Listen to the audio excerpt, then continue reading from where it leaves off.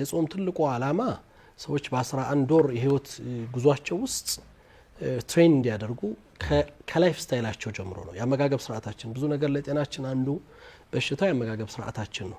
ለዚህ ነው ዛሬ ዓለማችን ላይ የሰለጠነው ዓለም ውስጥ እየሄድክ አገራችንም እየመጣ ነው ህክምና ፋስቲንግ እየሆነ ነው። የፋስቲንግ ህክምና ለዳይት ለሌሎች ነገሮች ተያያዥ የሆነ እየመጣ ነው። ያ ማለት ጾም ህክምና ነው። ነብዩ መሐመድ ሰለላሁ ዐለይሂ ወሰለም ሱሙ ተሲሁ ይላሉ። ጾሙ ጾመኛ ትሆናላችሁ ይላሉ። ይሄ ቶክሲክ የሆነ በሰውነታችን ውስጥ ያለውን ነገር ለማስወገድ ረጅም ሰዓት በመጾም እናሳልፋለን። የአመጋገብ ስርዓታችን ጋር ተያይዞ ነው ብዙ ለጤናችን የተዛቡ ነገሮች መምጣት የሚሆነው። አንድ ከጤናችን አንፃር፣ ሁለት ቅድም መሰረታዊ ያልኩ የፈጣሪ ታዛዥነት፣ በሶስተኛ ደረጃ ይሄ በህይወታችን ውስጥ ጾምኛ በሆንክ ቁጥር ለአምልኮት የቀረበ ትሆናለህ። ምክንያቱም የሰው ልጅ ከሌላው ፍጡር በተለየ የተፈጠረበት ማንነት አለው። ስንፈጠር አካላዊ ይሄ ውጫዊ አካላችን የተገነባው እንግዲህ በሁሉም እምነቶች ሰው ልጅ ሲፈጠር ከአፈር ነው የተፈጠረው። አፈሩ ይሄ ውጫዊ አካላችን ነው። አካላችን እንዳይሞት እንዳይደክም የተለያየ ነገር እናደርግለታለን፣ እንበላለን፣ እንጠጣለን፣ ስሜት እናስተናግዳለን፣ ብዙ ነገራቶች። ትልቁ ደግሞ ፈጣሪ ትልቁ የሚባለው እስትንፋስ ሩህ የሚባለው አለ። ሰው ልጅ ሞተ የሚባለው ያ ሲወጣ ነው። አካሉ እኮ አለ አልተቀየረም። ቅጽበታዊ ነው ስሙ የሚቀየረው። ከእንትንነት ከአቡበከርነት ወደ አስክሬንነት ይቀየራል በዛው ቅጽበት። ያው ሰው ነው ያካል ነው፣ ግን ጉዳዩ አካል ስላልሆነ ማለት ነው። ይሄ አካል ሰው እንዳይደክም ይበላል፣ ይጠጣል፣ ይተኛል ጊዜውን ጠብቆ ያ ነው።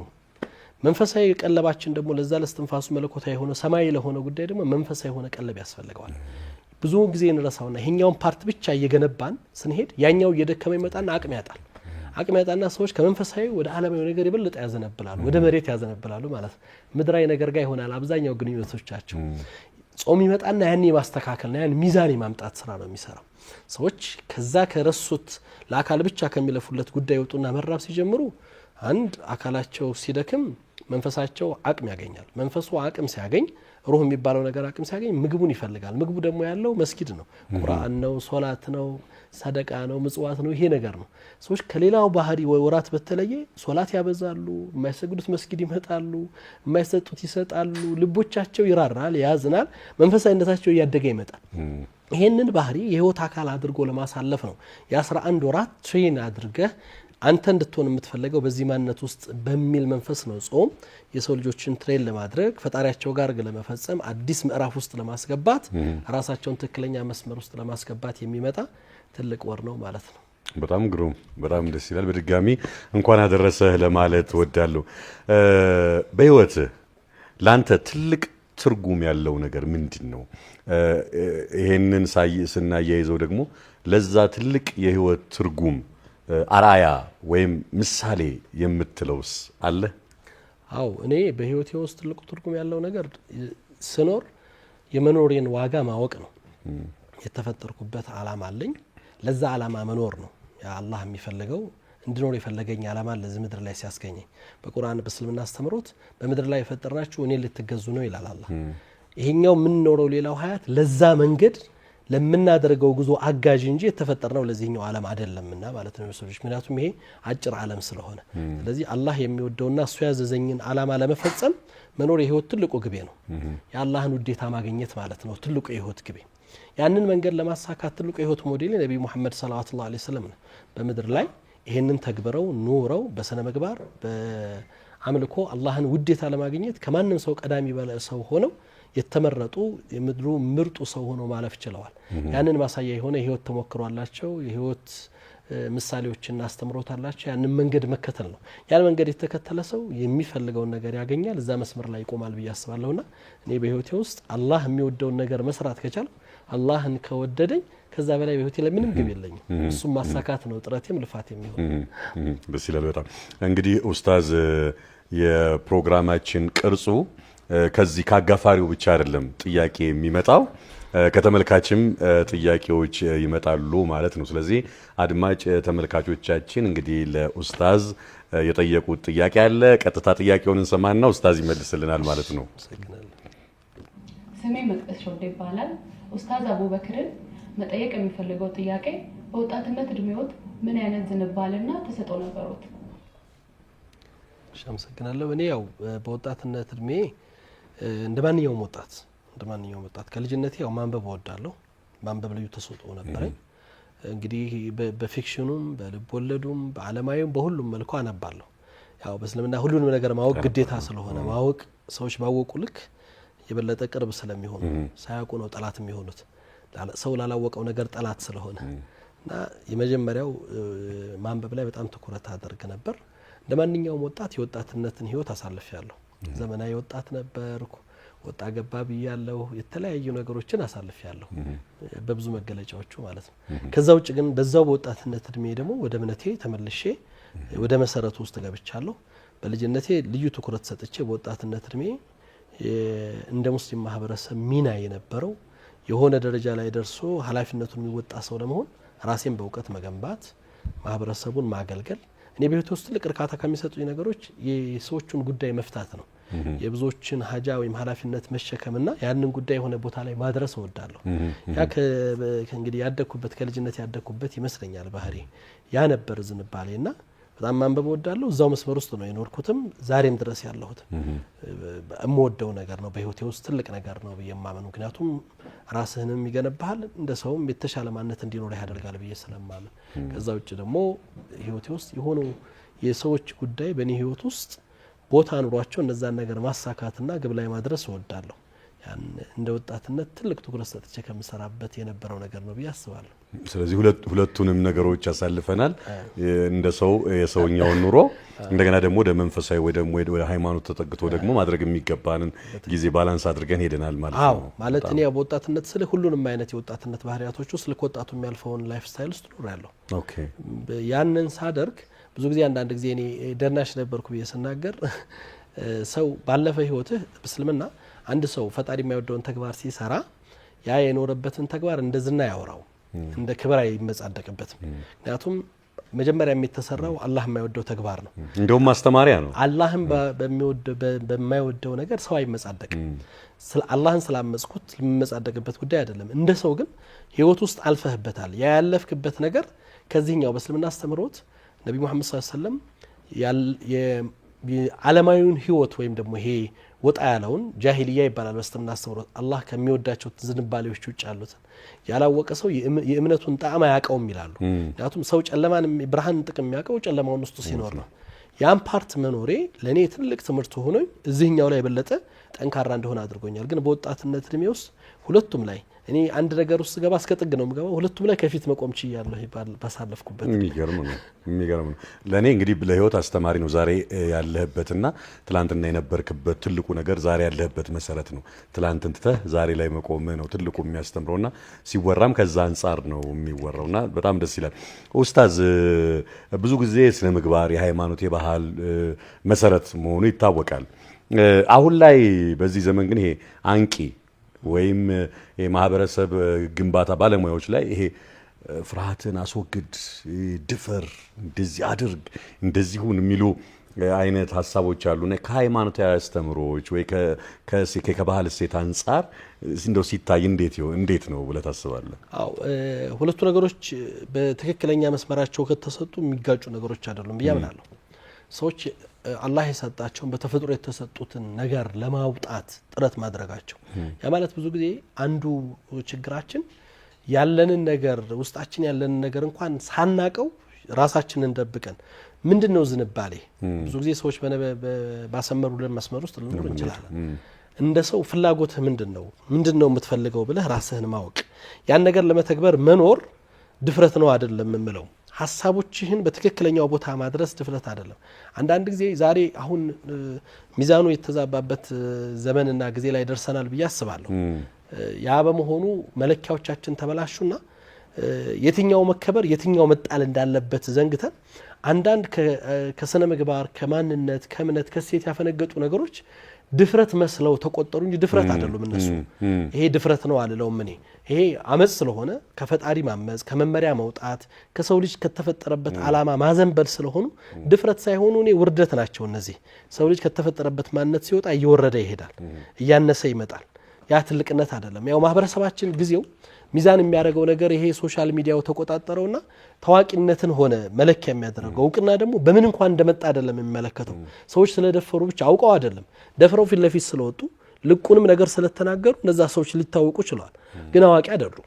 መታወቃቸው አዋቂ ያደርጋቸው ማህበረሰቡ ሚዛኑ የተዛባበት ስለሆነ አንድ ሰው በያዘውና ባመነበት ነገር አንተ ለምነትህ ክርስትና እምነት አለ ፈጣሪ የሚፈልገው ማንነት አለ እዛ ነገር ላይ ግልጽና የማያሻማ አቋም አለ ያን መተግበር እኔ ዛሬ አሁን አክራሪ ይባላል አክራሪ ማለት ምንድነው ሰው ማክረሩ እኮ ሊወደድ እንጂ ሊጠላ አይገባም ማክረሩ በማይገባ ቦታ ላይ ሲሆን ነው መጠላት ያለበት ሰው እምነቱ ላይ ካላከረረ ነው ችግሩ እምነቱን አላወቀውም አልኖረውም ምክንያቱም ወጣ ገባና አስመሳይ ነው የሚሆነው እምነት ሲሆን ታከረዋል ማክረርህ ማለት አንተ ራስህ ላይ ማጥበቅህ እንጂ ለሌላው ጫና መሆንህ አይደለም ዛሬ ግን ምን ይሆናል ማክረር ሲባል እኔ ራሴን ትቼ እኔ ላይ ሳልተገብረው ሌላው ላይ የተለየ ነገርና የተለየ ጥላቻ ስሜት ይዤ ስወጣ ነው ስያሜዎቻቸውን ነው ማስተካከል መቻል ያለብን እንጂ ሰው በእምነቱ ጠንካራ ነው አጥባቂ ነው መሆን ያለበት እምነቱን ያላጠበቀ ሰው ያው ወላዋይ ነው የሚሆነው ወጣ አቋም አይኖረው ማጥበቁ መጠላት የለበትም ማጥበቁ ከሳልፎ የሌላ መብት የሚነካ ከሆነ ነው አደጋ የሚሆነው ያን ነው ልንጠላው ልንጋፈጠውና አንተ ባመንክበት ነገር ድፍረት ሲኖርህ አቋም ሲኖርህ ጽናት ሲኖርህ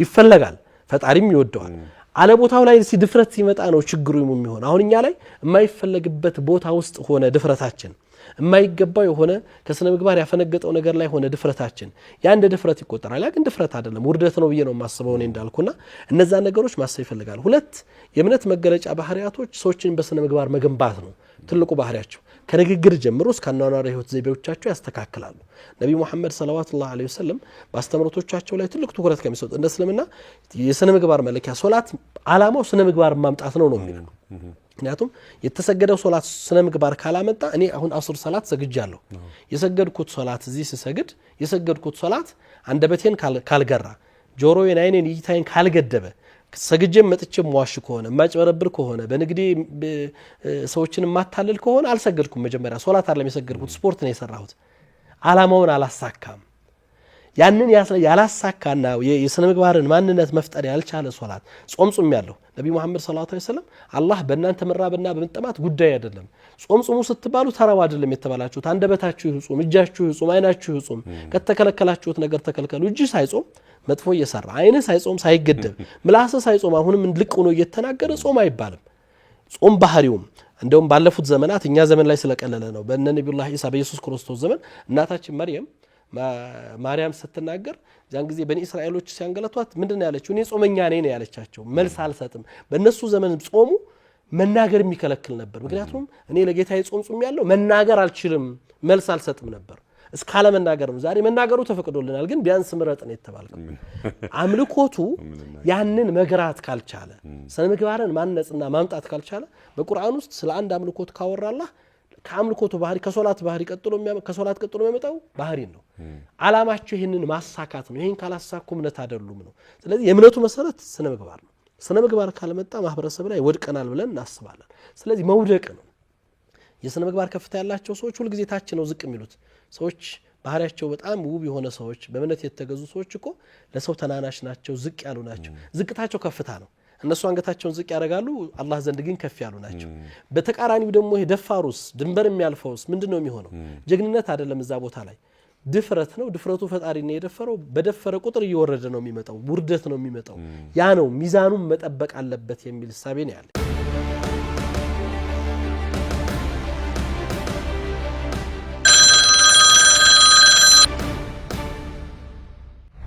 በጣም ደስ ይላል ከዚህ አንፃር ግን እንደው ዝም ብዬ ነው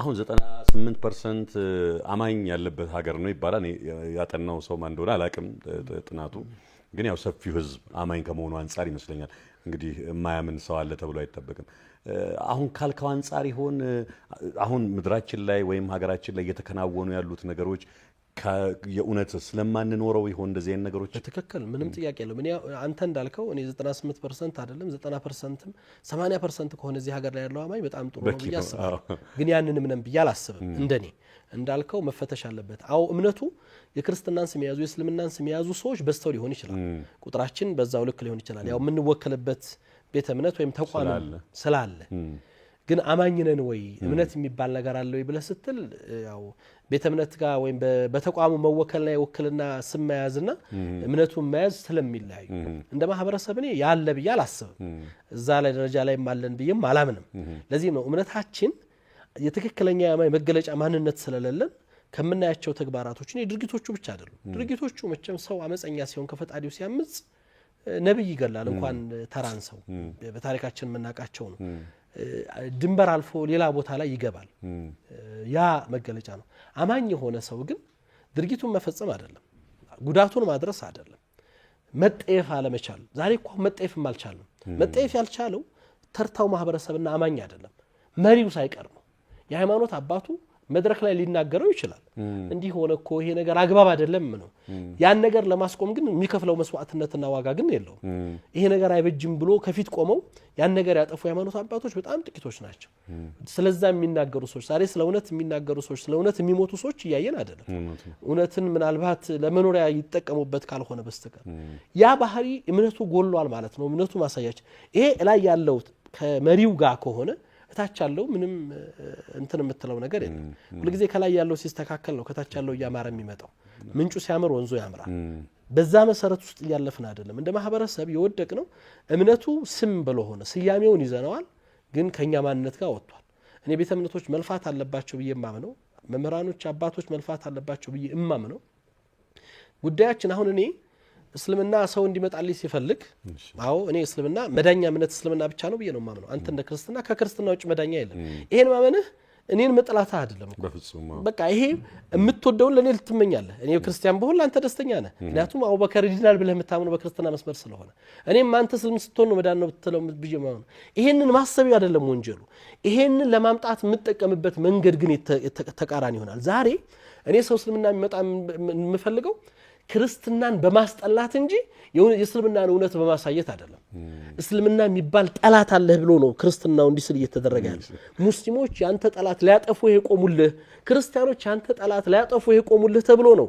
ሰውን በማስፈራራት እምነቱ እንዲቆም እያደረግን ያለ ነው እምነቱን እንዲያውቅ አይደለም ያደረግነው ፍቅርን እንዲኖር እምነቱን እንዲማር አይደለም ይሄ ነው አሁን አደጋው ማህበረሰባችን ላይ የጠራ ነው እምነቱን ውስጥ ስናቆመው ጠላት አለብህ በማስፈራሪያ ስለሆነ ስለምነቱ ያኖር ነው ስላልሆነ ያ መንፈስ አልተገነባም በእምነት ያልተገነባ መንፈስ ደግሞ እንኳን ጠላት አለ ብሎ የሚያስብ ሰው ጠላቶቹን እንዲያስብ ያደረግነው ሰው ቀርቶ አይደለም ዝም ብሎ የተሞላ ሰው ምንም ነገር ከማድረግ ወደ ኋላ አይመለስ ጥፋት ነው ብሎም አይቆጥሩም ለምነቱ ዋጋ እንደከፈለ ነው ምናልባት አንድ ሙስሊም ክርስቲያን ሲገድል ለምነቱ የጸደቀ ጽድቅ የሰራ ነው የሚመስለው እውነት ነው ክርስቲያኑም ያንን ሲያደርግ ያው በቃ አንዱን ጠላቴን አጠፋሁ ብሎ አስተሳሰቡ አስተምሮቶቻችን መታረም መስተካከል መፈተሽ አለባቸው እውነት እኔ መሰረት አድርጌ የማስተምረው የክርስትናው እምነት መጽሐፍ ቅዱስን መሰረት አድርጌ ዶግማውን ተከትዬ ነው እስልምናን ሳስተምር ቁርአንን ተከትዬ ነው ማስተምረው መታየት መቻል አለበት ለዚህም የገነባናቸው የፈጠርናቸው ሰዎች ማሳያ ናቸው ዛሬ እኮ እነዚህ ጥፋት አጠፉ ሰው ገደሉ አንጠለጠሉ ምን ላቸው ሰዎች ከኛው ቤት የወጡ ሰዎች ናቸው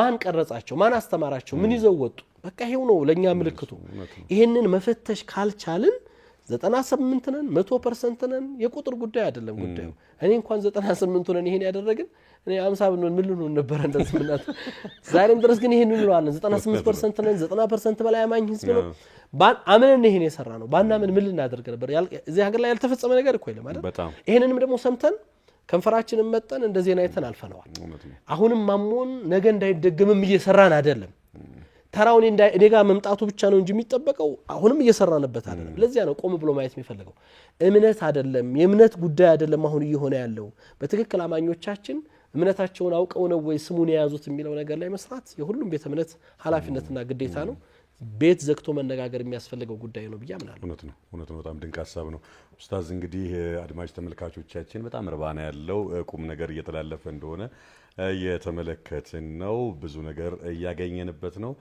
ለሰጠህን ጊዜ ከልብ እናመሰግናለን አሁንም የአድማጭ ተመልካች ጥያቄ ይኖረናል እሱን ተከታትለን እንግዲህ መልስ መስጠትበት ይሆናል እሺ ስሜ ፍራታ ወርቅና ይባላል ኡስታዝ አቡበከር መጠየቅ የምፈልገው ጥያቄ ከሃይማኖት አስተማሪነት ባሻገር ምን ላይ እየሰሩ ነው አመሰግናለሁ እኔ ያው ከሃይማኖት መምህር ባለፈ ነጋዴ ነኝ ያው ከልጅነት ጀምሮ ንግድ ውስጥ ነው ያደግኩት የነጋዴ ቤተሰብ ውስጥ ነው የወጣሁት የንግድ ስራ ነው የምሰራው ዛሬም በተለያዩ ቢዝነሶች ውስጥ አለው በእኔም በቤተሰቦች የሚተያዘ የቢዝነስ ስራ አለኝ ከልብስ አንተ ከለበስከው ከሱፍ ንግድ ጀምሮ ያው በብዛት በጨርቅ ንግድ ነው በዚህ በልብስ ንግድ ነው መነሻችን ቤተሰባችን የሚያባቴም ስራ እሱ ስለነበር አሁንም እሱ ነው ሰራለው የሴራሚክ ስራ የባኞ ቤት ዕቃ ሰራለው ሌሎች ተያያዥ ነገሮችንም አሁን ሪል ስቴትም ዘርፍ ላይ ሌሎችም ላይ እየገባሁ ነው ያለሁት ጎን ለጎን ላይ ነጋዴ ሁኜ ነው እኔ ሃይማኖት መምህር ሁኜ አይደለም ነጋዴ ሆንኩት ነጋዴ ሁኜ ነው ሃይማኖት መምህር የሆንኩት ብዙ ጊዜ ሰዎች እንትን እንዲኖራቸው ምናልባት እንደውም ከዚህኛው ትንሽ ወደ ኋላ የቀረሁት በአንድ በኩል ይሄኛው ብዙ ጊዜ ይወሰደብኝ አብዛኞቹ ስራዎች አሁንም ነጋዴ ነኝ ስል አብዛኞቹ ስራዎች በሰው ነው የሚሰሩት ማለት ካለው ጫናና ኃላፊነት አንፃር በብዙ ኃላፊነት ውስጥ ስላለው በተለያየ ማህበራዊ የሆኑ የመንፈሳዊ ጉዳዮችም ላይ ኃላፊነት ስላለብኝ እንጂ እኔ ነጋዴ ነኝ በነጋዴነት በጣም ከሚደሰቱና ከሚኮሩ ሰዎች ነኝ ያ መሆን አለበት በየማምነውም በተለይ ሃይማኖት መምህራኖች የራሳቸው ስራ እንዲኖራቸው ይገባል በየምናለሁ ያን በማድረጋቸው ሁሉ ጊዜ ነጻነት ይኖራቸዋል አንድ ነጻነት ይኖራቸዋል ሁሉ ጊዜ ተመጽዋችና ተረጅ በሆኑ ቁጥር እውነትን እንኳን ደፍረው ለመናገር ስለ እውነት ለመኖር ይቸገራሉ አንዱ እሱ ነው ሁለተኛ የሚያስተምሩትን ነገር ኑሮ ለማሳየት የሚችሉት የተሻለ ማነስ ይኖራቸው ነው በእስልምና ታሪክ ውስጥ በክርስትናውም ያ እንደሆነ አምናለሁ ብዙዎቹ የነቢያት ታሪኮችን ስለምንጋራ ማለት ነው ነብይ ሆኖ አንድ ሙያ ያልነበረው ነብይ ያልነበረ ምድራችን ውስጥ ሲላክ ምክንያቱም አብዛኞቹ ነቢያቶች ከሙያ ከተለየ ሙያ ባለቤትነት ባለፈ የበግረኝነት የከብትረኝነት ውስጥ ኖረዋል ያንንም አላህ በዛ አይነት ስቴፕ ውስጥ እንዲያልፉ የፈለገው ማህበረሰብን ሊመሩ የሚመጡ ሰዎች ያንን ፈተናና ያንን ሸክም መቻልን እንዲማሩ ስለፈለገ ነውና መስራት የነቢያቶች መንገድ ነው ከተመጽዋችነት በእስልምና በጣም ከሚጠሉት በጣም ከሚወገዙ ተግባራቶች ናቸው በእስልምና ውስጥ ራስ አማኝ ነኝ ብሎ እንኳን ራስ ማግለል አይፈቀድም ምክንያቱም ተመጽዋች መሆን ስለማይወድ እምነቱ እየሰራ አማኝ እንድትሆን ነው ሁሉ ጊዜ የሚሰሩ እጆች የበላይ ናቸው ይላል ነብዩ መሐመድ ሰለላሁ ዐለይሂ ወሰለም እጁን ይዘው ታይተውት ሰላም ሲላቸው አንዱ ሰው በጣም ስራ የተንገላታ እጅ ነውና አላህ የሚወዳት እጅ በስራ የለፋች እጅ አሉ በቃ ዋጋው ትልቅ ነው ስራና ለስራ ልዩ ትኩረት አለኝ መስራት አለብኝ ስለማምን በንግዱ ዘርፍ ውስጥ ነኝ ያለሁት ማለት ነው በጣም ግሩም ነው ብዙ ጊዜ በፊት በተለይ አሁን በእስልምናውም በክርስትናውም አገልጋዩ እየሰራ ወይ የራሱን ኑሮ እያስተካከለ እንዲሁም ማገልገል ይችላል የሚል ነገር በጣም በፊት ከባድ ነበረ ማለት ይፈታተናል እንደዚህ ላይሆን ይችላል ከአገልግሎቱ ብቻ የሚከፈለውን ነገር እየተቀበለ መኖር አለበት ምናምን የሚባሉ ሐሳቦች አሉ አሁን እየተለወጠ ነው በእርግጠኝነት ብዙ ጊዜ ማለት ነው ቅድም ብለኸኛል በወጣትነት ጊዜ ካሳለፍኩ በኋላ ወደዚህ ወደ እስልምና አስተምሮ ገብተህ አገልግሎቱ ላይ ገባ ከዛ በፊት ግን መማሩን እንዴት ነው የእስላማዊ ትምህርቶችን የተማርክ ትምህርቱ ምን ይመስላል የኡስታዝነት ደረጃ ማዕረግስ ላይ ያለ ምንድነው የሚያከናውናቸው ተግባራት እኔ ያው በትምህርቱን የእምነቱን ትምህርት በህይወቴ ውስጥ ከልጅነታችን ጀምሮ በቤታችን ውስጥ ነው አባታችን ነጋዴም ነው የሃይማኖት መምህርም ነው በቤት ውስጥ መሰረታዊ ነገር ከሚባሉት ጉዳዮቻችን ውስጥ ያው የእምነት ጉዳይ ናቸው በየቀኑ ከልጅነታችን ጀምሮ እንግዲህ ቁርአንን ከመቅራት እስከ መሰረታዊ የእምነት ዕውቀትን እስከመያዝ ድረስ የለት ከለት ልክ ከትምህርቱ ጎን አብሮ የሚሰጡ ነገሮች ነበሩ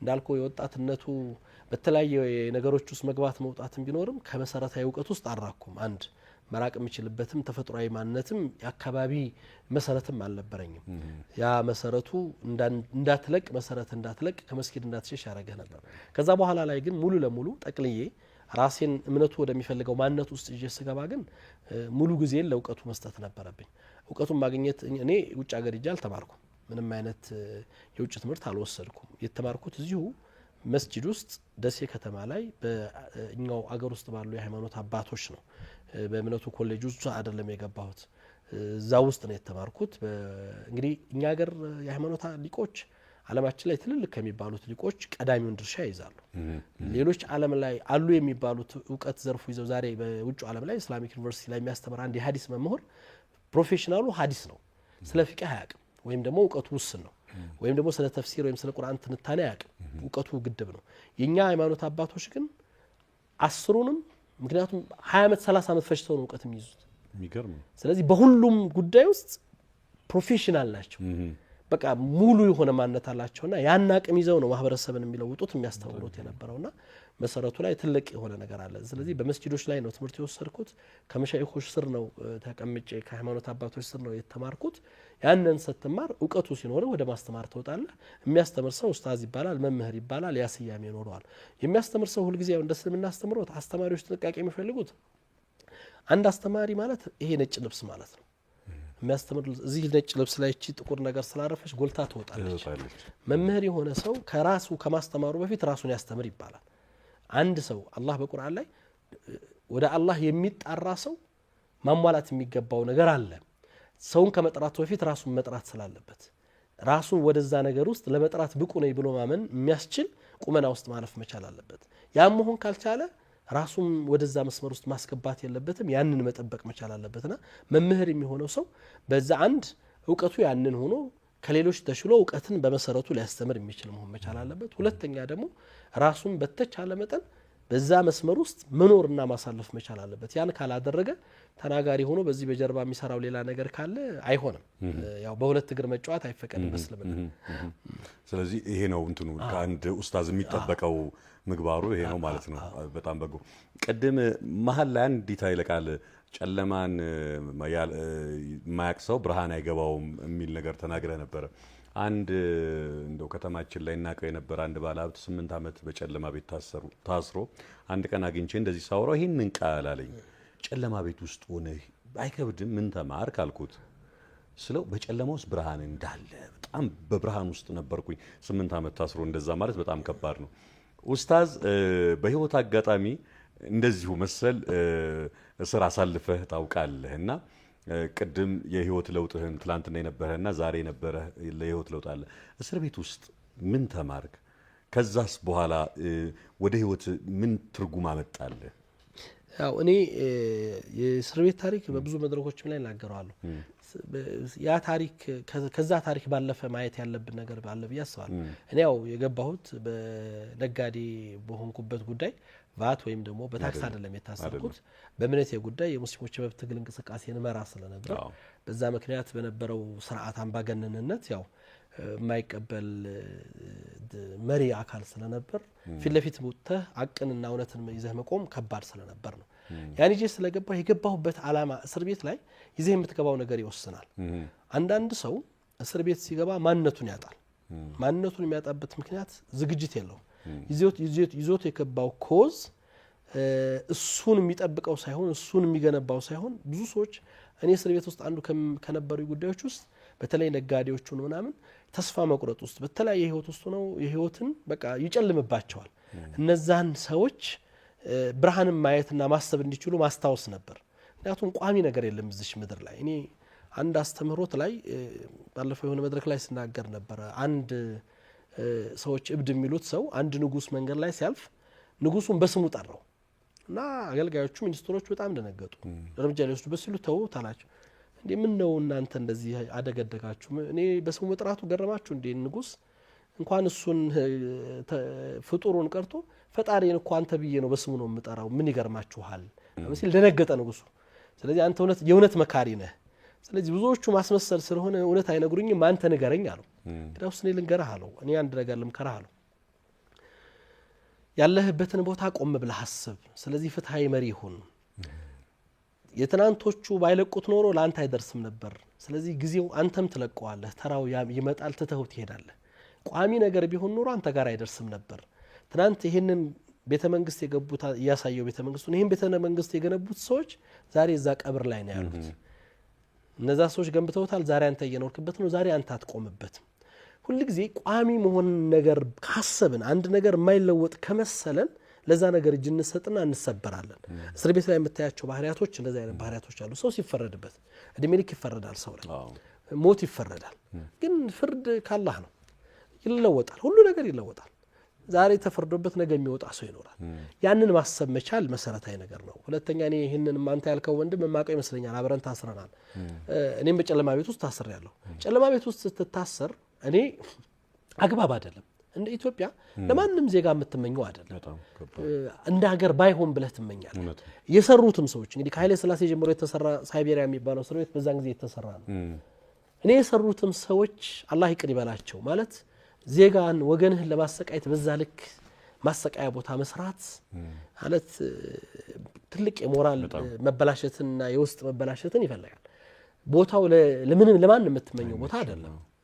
ግን አላማ ሲኖርህ እዛም ቦታ ብትኖር ምክንያቱም እኔ አሁን ያታሰርኩበት እስር ቤት ሳይቤሪያ ማለት ከታች እርጥብ ነው። መቼም ቀን ደርቆ አያውቅም። ረግረግ ላይ ነው የተሰራው እና ያመነጫል። ውሃ ፍራሽ ይበሰብሳል። በፍጹም ምንም ለብሰህ አይሞቅህም። ምንም ለብሰህ ምንም አይነት ልብስ ብትለብስ እንደዚህ አይነት ነገር አይሞቅህም። በቃ የተሰራው ይሄንን ማሰቃያ ተደርጎ ስለሆነ እዛ ጨለማ ቤት ውስጥ ነው 4 ወር ነው የታሰርኩት። ግን ከዛ በላይ ለአመታት የታሰሩ ሰዎች አሉ። ወንድማችን ነገረኝ የምትለው ጨለማ እስር ቤት ቃሊቲ ላይ ያለው ነው። የቃሊቲው ይለያል። የዚህኛው የሳይቤሪያ የማዕከላዊ ያለው ሌላ ዓለም ነው። ግን ያን ማለፍ አይደለም። እኔ ዓላማ ስለነበረኝ የገባሁበት መስመር ምንም ነገር በከፍልበት ከፈጣሪ ያገኝበታለሁ ብዬ ስለማምን ውስጥ አንድ ቀን ጨንቆኝ አያውቅም። ያ ስሜትም አይደለም ያለፍኩበት። አሁንም ግን መልእክቴ እስርን አላግባብ የሚጠቀሙበት ሰዎች፣ ዜጋን ለማሰቃየት የሚያስቡ ሰዎች ካሉ በየትኛውም መልኩ ሰው በማሰር ከዓላማው አትመልሰው።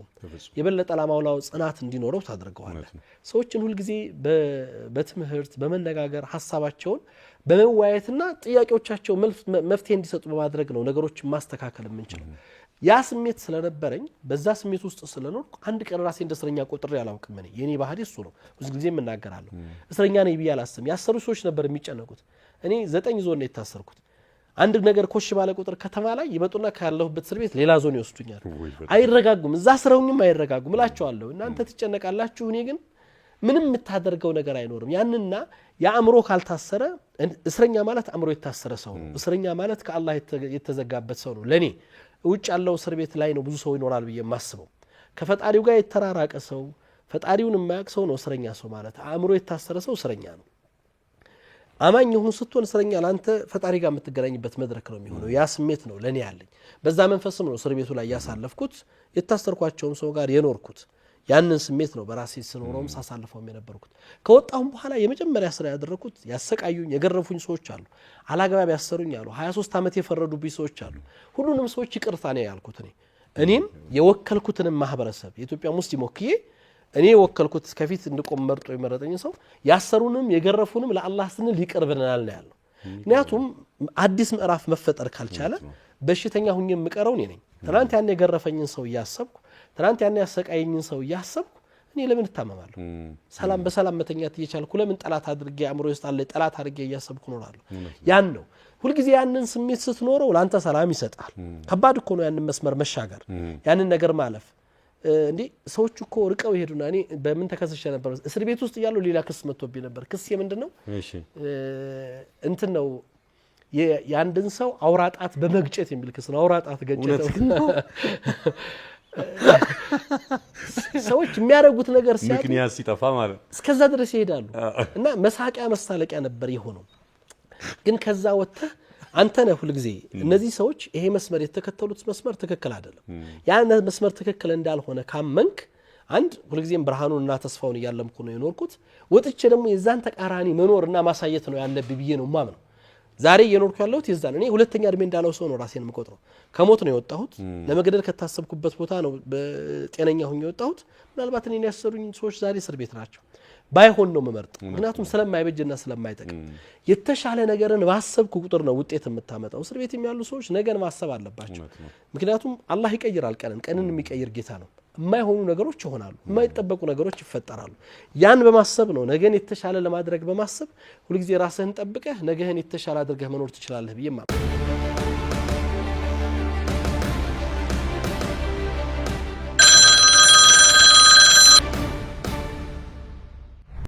በጣም ግሩም።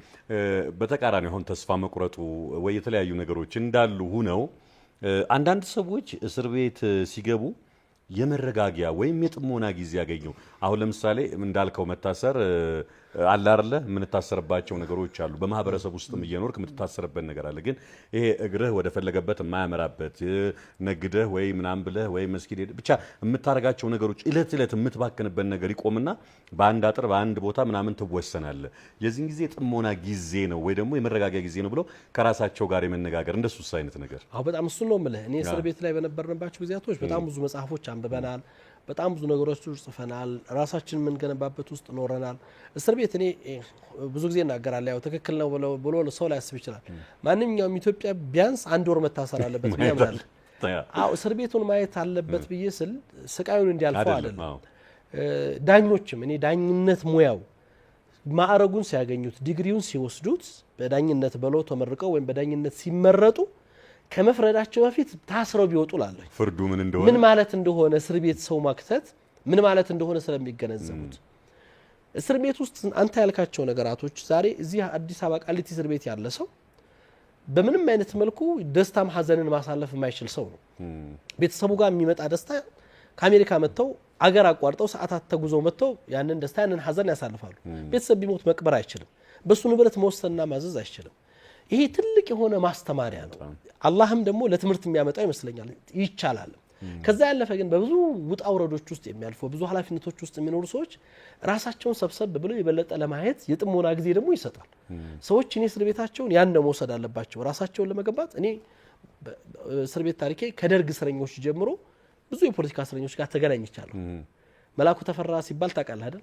የጊዜር ታናሽ ወንድም መላኩ ተፈራ ጋር ተገናኝተናል አንድ ግቢ ላይ ታስረናል እሺ እነዚህ ደርጎች ጋር ታስረ ያለው ዞን 4 ላይና እሺ እኔ እንዳልኩ ብዙ ፊክሽኑን ማነባለው መላኩ ተፈራ ይሄን ነው ማቀው መላኩ ተፈራ የጊዜር ታናሽ ወንድም ነው መላኩ ተፈራ እስር ቤት ያገኘው መላኩ ተፈራ ግን ምድራችን ላይ ለሀገር መሪ ብዬ የምመኛቸው አይነት ፐርሰናሊቲ ነው ያገኘው እውነትክን ነው በስነ ምግባር ከፍታ ላይ እስር ቤት ውስጥ ነው 3 ዲግሪ ነው የወሰደው ሰው ዋው በጣም የሚገርም ስብዕና ያለው ሰው የተቆጠበ ንግግር በስርዓት ኮሙኒኬት የሚያደርግ እንኳን አይደለም በዛ በመናቀው ባህሪ ወይም በሰማናቸውና በተጻፈለት ማንነት ቀርቶ አይደለም والله የዛ ተቃራኒ እንኳን አይገልጸውም ሰውየው በጣም ይገርማል ሌላ ዓለም ውስጥ እስር ቤት ውስጥ ነው 3 ዲግሪ መውሰድ በዛ አይነት ራሱን መገንባት ማነጽ በጣም በተለየ ሁኔታዎች ውስጥ ማለፍ እኔ በጣም ተአምር ነው የሆነብኝ ይገርማል በጣም ሳቀውም ሳገኘውም ስተዋወቀው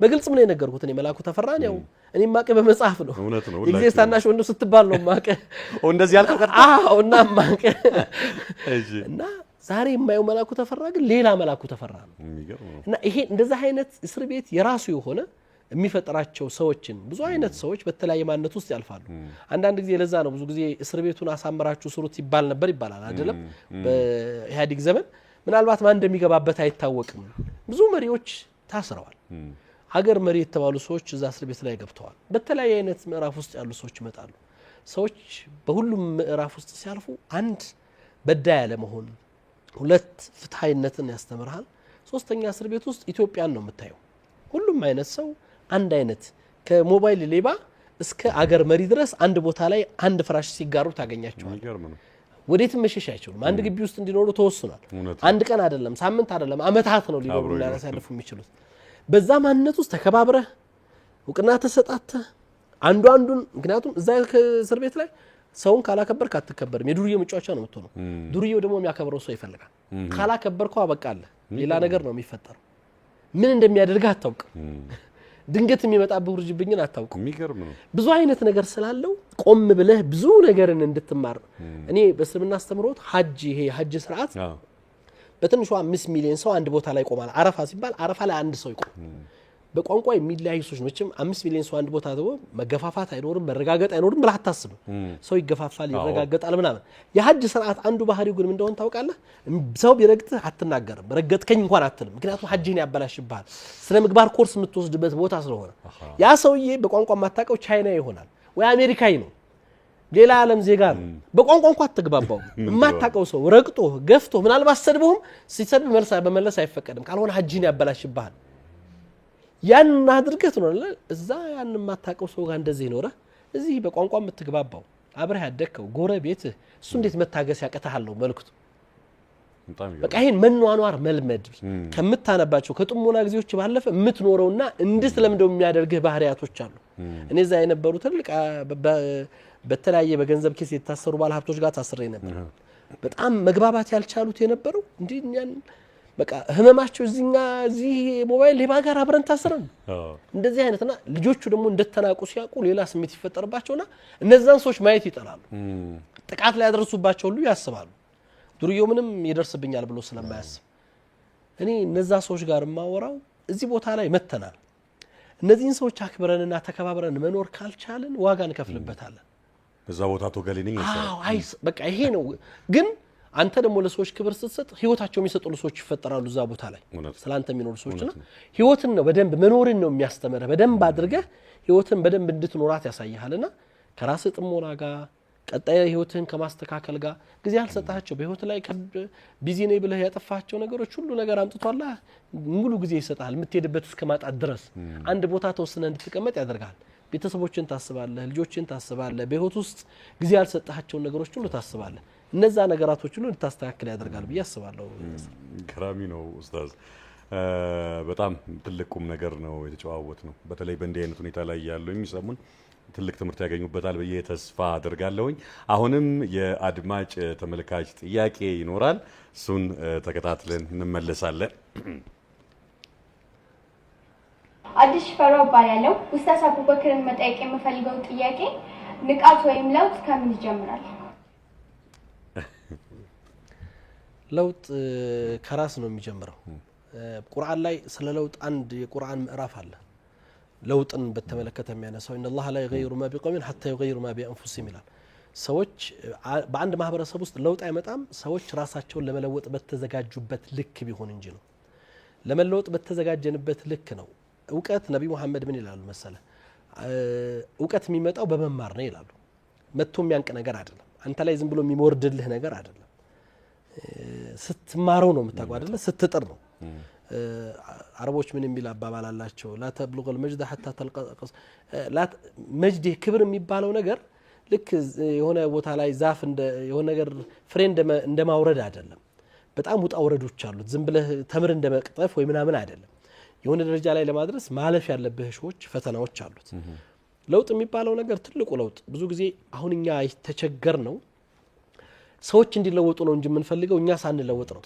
ብዙ ጊዜ ሰዎች አሁን በልምድ ምን ይባላል መሰለህ እኔ ይሄ ጋብቻ ምን ላይ ብዙ ጊዜ አማክር ነበር ምን ይላሉ ሁሉም ሰው እንደፈለገ እየዘለለ እንደፈለገ ይኖርና ምን አይነት ሚስት ማግባት ፈልጋለህ ብሎ ይመጣልሃል እንደው አላህን የምትፈራ ምናምን ይላል እንደው ሷሊህ ሴት ይላል ሷሊህ ማለት መልካም ሴት ማለት ነው ስምን አንተ መልካም ሳትሆን መልካም ሴት ብታገባኮ አትጣጣሙ ምክንያቱም የተለያየ እዛም ውስጥ አትጣጣሙ ሁለት የተለያየ ዓለም ሰዎች ናቸው ያንን ፓርት ስትፈልገው አንተ ሆነ መገኘት ያለብህ ነገር አለና እኔ ለውጥ የሚጀምረው ከኔ ነው ወይም ደግሞ ይሄ ንቃት ያለችው አገላለጽ ላይ እስልምና አስተምሮት ላይ ይሄ የመባነን ምዕራፍ የሚባል አለ አንድ ሰው ከእንቅልፍ ሲነሳ ወይም ባኖ ሲነሳ ያለበትን አካባቢ ያለማወቅ አለ አይደለ ያገኘው ነገር ጋር የሚጋጭበት ግን ለመንቃት የሆነ ስቴፕ ላይ ነው ያለው ሙሉ ለሙሉ ሲነቃ ግን ያለበትን ቦታ ያውቃል ምን ላይ እንደቆመ ይረዳል ይሄኛው በመባነን ውስጥ ነው ሄዶ ሊጋጭም ይችላል መስኮት ጋር ይጋጫል በር ጋር ይጋጫል በእንቅልፍ ልብ ነው ይባላል አይደለም እየተወራጨ ነው የሚሄደው ልክ ከእንቅልፍ ስትነቃስ በትክክል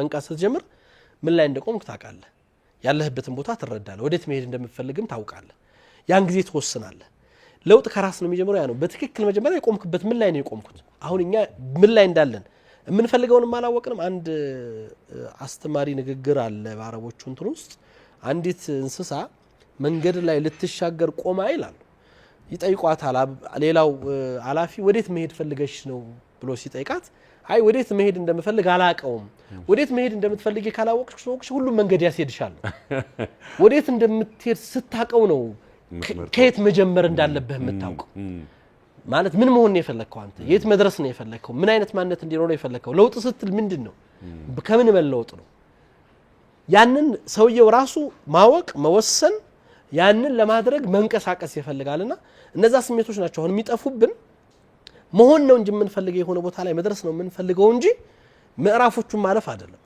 ያ ደግሞ ከራሳችን ካልጀመር ነው ለውጥ የሚባለው ነገር ከሌላ አንፃር መጠበቅ ውጤት ነው ያመጣም በያስባለውና ለውጥ የሚጀምረው ከራስ እኛ ለመለወጥ በተዘጋጀንበት ልክም ነው የምንለወጠው በተዘጋጀንበት ልክ ሁሉ ጊዜ ለፈጣሪ በቀረብን ልክ እሱ የቀረበን ነው የሚመጣው በእኛ አስተምሮት ወስልምና አስተምሮት ነብዩ ሰለላሁ አላህ እኔ ስንዝር የቀረበኝን ክንድ ቀርበዋለሁ ክንድ የቀረበኝን እርምጃ ቀርበዋለሁ በርምጃ የመጣኝን ፈጥኝ እቀጠገዋለሁ ይላል አላህ አንተ በተንቀሳቀስከው ልክ ነው አላህም ወደ አንተ የሚመጣው የሚቀርበው ለውጡ የሚመጣውና በዛው ልክ ነው ያስባል ኡስታዝ ስልጣኔ ላንተ ምንድነው የስልጣኔ መስፈርቶች ውስጥ ምንድናቸው እንደገና ደግሞ ይሄ ዓለማዊና መንፈሳዊ ስልጣኔ መስተጋብራቸው ምንድነው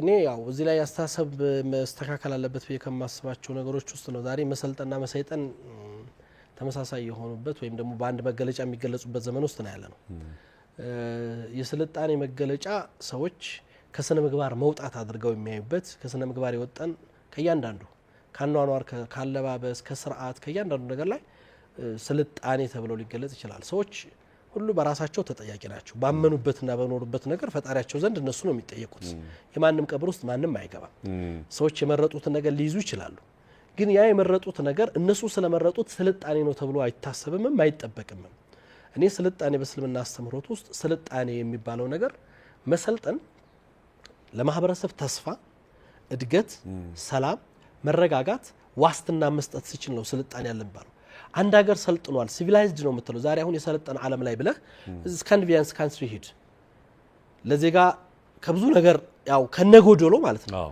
ለዜጋ ከብዙ ነገር ዋስትና ሰጥቷል ሰው ስለ ኑሮ አይጨነቅም ስለ ቤቱ አይጨነቅም ስለ ህይወቱ አይጨነቅም ምናምን አይጨነቅም እንዳይጨነቅ አድርገውታል የሚጨነቁ ግን መንፈሳዊ ነገር ላይ ግን ስላልተሰራ ያ ኑሮም ተመችቶ ራሱን ለማጥፋት ደግሞ ከማንም ቀዳሚ ሆኗል ለዛው ማጥፋት ራሱን ማጥፋት በገመድ ሰቅሎ አይደለም ራሱን ማጥፋት በስለት ወቅቱ አይደለም ከጭንቀታቸው ብዛት ሁሉ ነገር ተሟልቶላቸው መሄጃ ጠፍቷቸው የመንፈሱ ጉዳይ ስላልተሳካ በሚፈጥን ባቡር ውስጥ ጭንቅላቱን በመክተት መጥፋትን ነው የሚመኘው እንደዚህ አይነት አማዋቶች አውሮፓ ውስጥ በጣም ከፍተኛ ቁጥር ያላቸው ሰዎችን ትመለከታለህ ይሄ ስልጣኔ አንድ ማህበረሰብ ውስጥ እድገት ተብሎ እስልምና ስልጣኔን ይሄ ዓለማዊ መንፈሳዊ ብሎ አይደለም የሚያሳየው የአንድ ማህበረሰብ መሰልጠን እኔ ስልጣኔ መገለጫ ፈጣሪን ማወቅ ነው ሰው ፈጣሪውን ካወቀና ከተረዳ በፈጣሪው ትእዛዝ ውስጥ ከኖረ ሰልጥኗል አዋቂ ነው ብዬ አስባለሁ ሳያቅ ያንን ሳያቅ ሲቀር ነው መሐይም ነው የሚባለው ወይም ደግሞ አላዋቂነት ውስጥ ወይም ደግሞ ከስልጣኔ ውጭ ነው ብለህ የምታስበው የማህበረሰብ እድገት ቅድም ያልኳቸው መሟላት የሚገባቸው ለማህበረሰብ ሰላም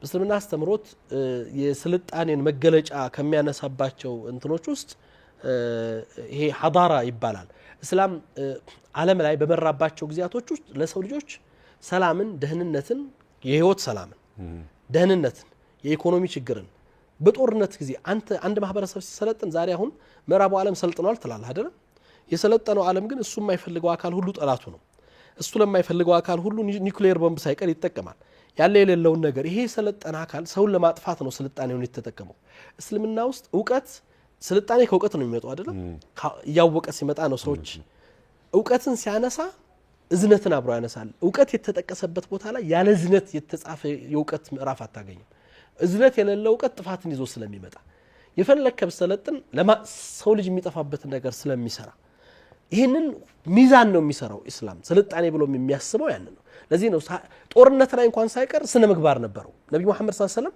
በጦርነት ግዚያቶች ውስጥ ጦርነት ወደው ሳይሆን ተገደው የገቡባቸው ጦርነቶች ናቸው መርጠውና ፈለገው የመጡባቸው ጦርነቶች አላካሄዱ በተደረገው ግዚያት ውስጥ ሴት እንዳትገሉ ምርኮኛ እንዳትገሉ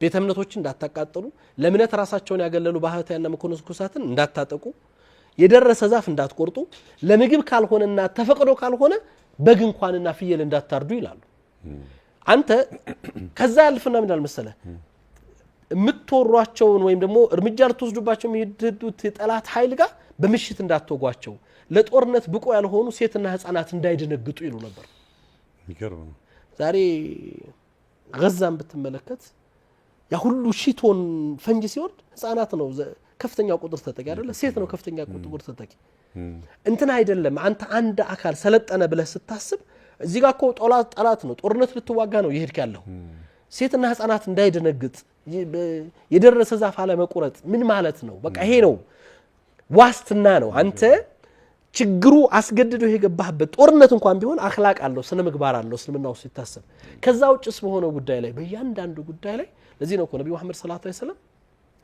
የመዲና ሰነድ የሚባል ሰነድ አለ የመዲና ሰነድ ማለት ነብዩ መሐመድ ሰለላሁ ዐለይሂ ወሰለም እስላማዊ መንግስት የመሰረቱባት ወይም ደግሞ እስላማዊ ስርዓት ያሰፈኑባት መዲና የምትባለው ከተማ ናት እዛ ውስጥ መዲና ሙስሊሞች ብቻ አልነበረም የሚኖሩት አይሁዶች ነበሩ ሌላ እምነት ተከታዮች ነበሩ ጣዖት አምላኪያን ነበሩ እነዛ ሰዎች ጋር በሚኖሩበት ስርዓት ውስጥ የመዲና ሰሂፈተል መዲና ተብሎ የመዲና ሰነድ ተብሎ የተጻፈው እዛ ውስጥ የሚኖሩትን ነዋሪዎች ሁሉ አንድ ህዝቦች ብሎ ነው ኡማ ይላል በስልምና ውስጥ ቁርአን እናንተ ሙስሊሞች አንድ ኡማ ናችሁ አንድ ህዝቦች ናችሁ ይላል ነብዩ እዛ ውስጥ መዲናዎች የነብዩ ነዋሪዎች ኡማ ና ያሏቸው አንድ ኡማ ናቸው አንድ ህዝቦች ናቸው መብታቸውን እኩል ነው ያከበሩት በእምነታቸው ላይ እነኩ ላይ ደፈሩ ምናምን ሲሰለጥን ዕውቅና ትሰጣለህ ስትሰለጥን ታከብራለህ ስትሰለጥን ለሰዎች ተስፋ ትሆናለህ ስትሰለጥን ሰዎች አንተን አስበው ስጋታቸው አትሆንም ስልጣኔ ይሄንን ማረጋገጥ ካልቻለ ለሰው ልጆች ሰላም ደህንነት ዋስትና መስጠት ካልቻለ ስልጣኔ አይደለም በቃ ስያሜው ምንም ብለን ብንሰይመው ስልጣኔ እነዚህ ነገሮች ማሟላት ሲችል ነው ስልጣኔ ነው ማለት ያ ደግሞ መንፈሳዊነት ተጨምሮበት የሰው ልጆችን የውስጥ ሰላም መረጋጋት ያመጣና ሰዎች ተመችቷቸው አይደለም እንጥፋ ያለው ያሉት እዚህ ኮኛ ደግሞ ህይወት ለማቆየት ነው አንድ ጉርስ የሚለምነው እዛ ደግሞ ህይወት ሞልቶለት ነው ራሱ በቃ ምንድነው ኑሮ ብሎ ራሱ ማጥፋት የሚመኘው ሰዎች ባላቸው ነገር እንዲደሰቱ በያዙት ነገር ሰላም እንዲያገኙ ማድረግ የሚችል የመንፈሳዊ ስራ ተሰራና ያስተሳሰብን ስልጣኔ አስተሳሰባቸው መሰልጠንና ከፍ እንዲል ታደርገዋል ይሄ ነው ብለን እይታ ስልጣኔ በየማምነው ከመነት የሚተማርኩት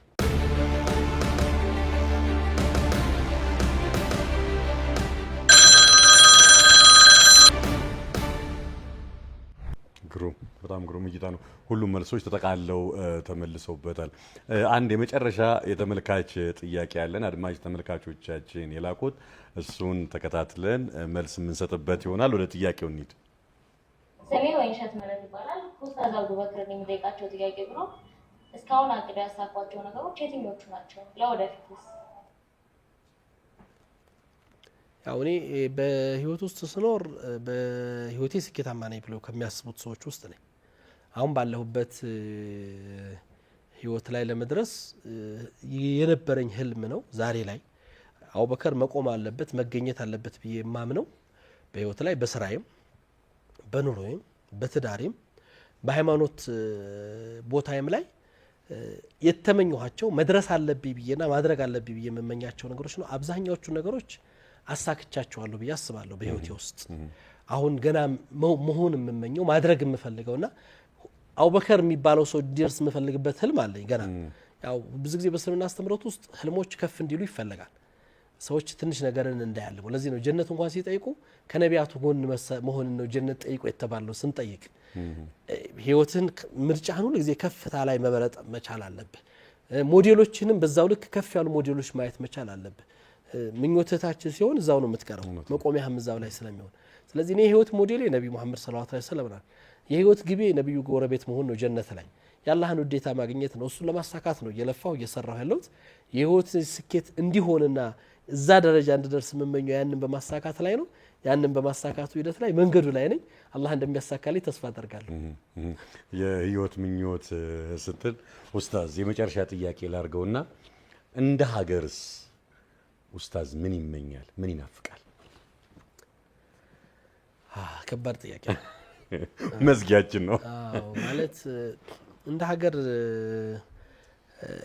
ኢትዮጵያ የምትገለጽበት እኔ ኢትዮጵያን ከታሪክ አንፃር ነው መነሻ አድርጌ የማየው እንደ አንድ እስልምና ሃይማኖት ተከታይ እና እንደዚች ሀገር ዜጋ ኢትዮጵያ ባትኖር እስልምና ዛሬ ያለበት ቦታ ላይ ይደርሳል ብሎ የሚያስብ ሰው አይደለም ኢትዮጵያ ለእስላም ያለችው ውለታ እንደ ሀገር ኢትዮጵያ ያበረከተችው ነገር ለኔ በጣም ትልቁን ድርሻ ይዛል እንደ አንድ ዜጋ መኮራበት እንደ አንድ የዚች ሀገር ባለቤት ከምንም ነገር በላይ ትልቅ ክብር የሚሰማኝ የኢትዮጵያዊ በመሆኔ ምክንያቱም ነብዩ መሐመድ ሰለላሁ ዐለይሂ ወሰለም ኢትዮጵያን ሲገልጹ የእውነትና የፍትህ ምድር ብለው ገልጸዋታል የእውነትና የፍትህ ምድር ብለው ሲገልጿት ኢትዮጵያ መገለጫዋ ባህሪዋ ይሄ ነው የተመረጠችበት ለሂጅራ የታጨችበት ነው ሁሉም እምነቶች ክብር አግኝተዋል እዚች ሀገር ላይ አይሁድም ክርስትናም እስልምናም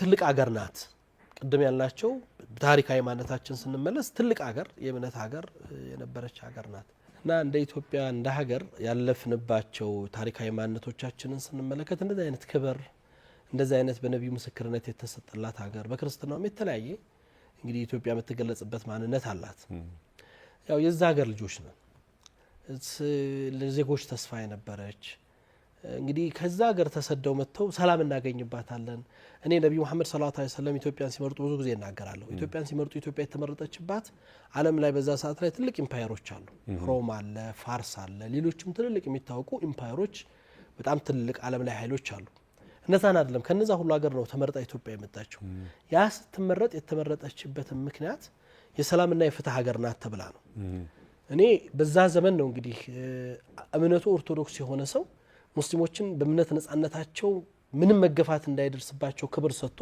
ምናልባት ለመጀመሪያ ጊዜ ሰላት በስርዓትና በነጻነት የተሰገደባት ምድር እኮ ኢትዮጵያ ናት ሰዎች የተወለዱበት ሀገር መካ ቁረይሾች ሶላት እንኳን እንዳይሰግዱ ከልክለዋቸው እዚህ ሀገር ላይ መጥተው ሶላትን በነጻነት ኤክሰርሳይዝ አድርገዋል ሃይማኖታቸውን አስተምረዋል በተለያየ መገለጫዎች ውስጥ ኖረዋል። የውጭ ዜጎች ናቸው፣ ስደተኞች ናቸው። ስደተኞች በእምነት ነጻነት ዋስትና ተሰጣቸው ሰላማቸውን አግኝተው ክብር ተሰጥቷቸው 2-3 ነገር ነበራት። በዛ ዘመን ለመጀመሪያ ጊዜ በታሪክ ላይ እጅ መንሻን አልቀበልም ያለ መሪ እኮ ናቸው የመጡት መልእክተኞች። ለነጃሺ ክብር ሰጥተው ለንጉስ አርማ ያደረጉላቸው ምንድነው? ስጦታን ሰጥተው እንዲመልሱላቸው ነው። ስጦታቸውን ወሰዱ ነው ያሉት። ሰዎችን ማንነታቸውና ነጻነታቸው በገንዘብ አሳልፈን አንሰጥም። የገበያ ትስስር ነበራቸው። እሳቸው ጋር አውቀ የነበረ ቅርብ የነበረ ሰው ነው የተላከው አምር ብን አስ። ከዛ በፊት ንጉሱ ጋር የሚገናኝ በገበያ የሚተዋወቅ ሰው ነው። ያን ሁሉ ንግድ ነው የቆረጡት ለእውነት ለፍትህ ሲሉ። ምን በኢኮኖሚም ራሷን የቻለች ሀገር ስለነበረች ጥገኛ ስላልነበር እጅ ሊሰጥ የሚችል ማንነት አልነበረንም። ያንን ነው የተመረጠው እንዳይሸነገሩ።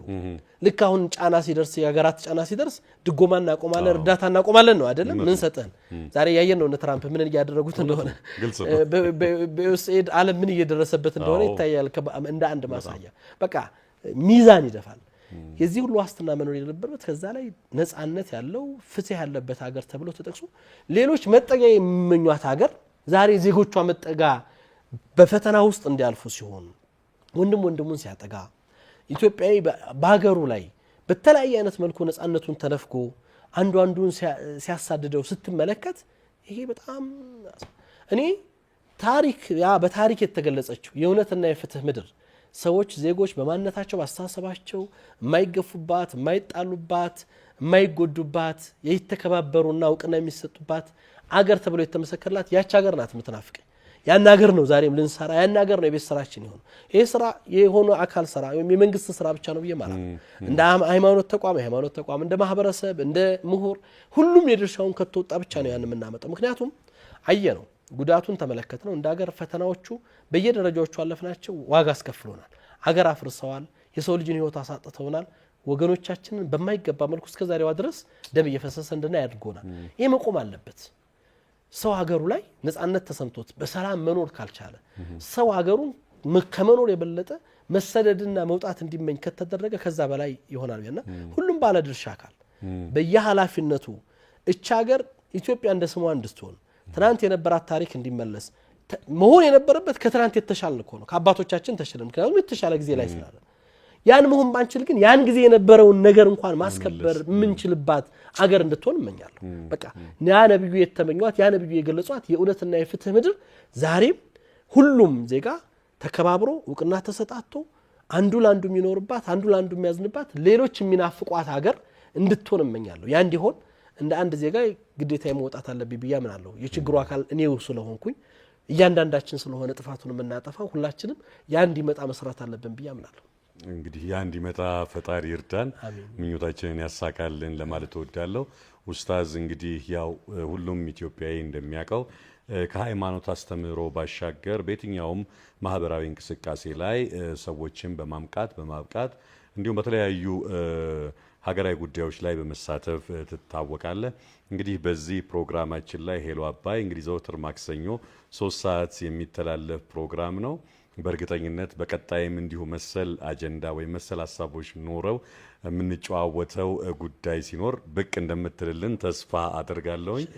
በጾም ወቅት ከብዙ ስራና ከብዙ አገልግሎት ጋር ጊዜህን አጣበህ እዚህ ተገኝተህ ጥሩ ጊዜ ስለሰጠህን እርባና ያለው ቁም ነገር ስላካፈልከን በሄሎ አባይና በአባይ ቴሌቪዥን ስም ከልብ እናመሰግናለን። እኔም አመሰግናለሁ ለዚህ መድረክ ስለጋበዛችሁኝ። ኢንሻአላህ በቀጣይም ጥሩ ጊዜ እንደሚኖረን ተስፋ አደርጋለሁ በአላህ ፍቃድ። እንግዲህ የሄሎ አባይ ተከታታዮች ከምንወደው ከምናከብረው ወንድማችን ከኡስታዝ አቡበከር አህመድ ጋር ያደረግነው ቆይታ ይህንን ይመስል ነበረ።